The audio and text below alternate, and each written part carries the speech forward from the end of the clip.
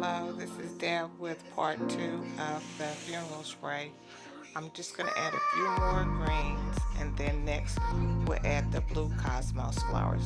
The blue cosmos flowers have a very slight pinkish purpley tint to it. It's a very beautiful gender neutral flower for a spray, but I think it works perfectly for a male.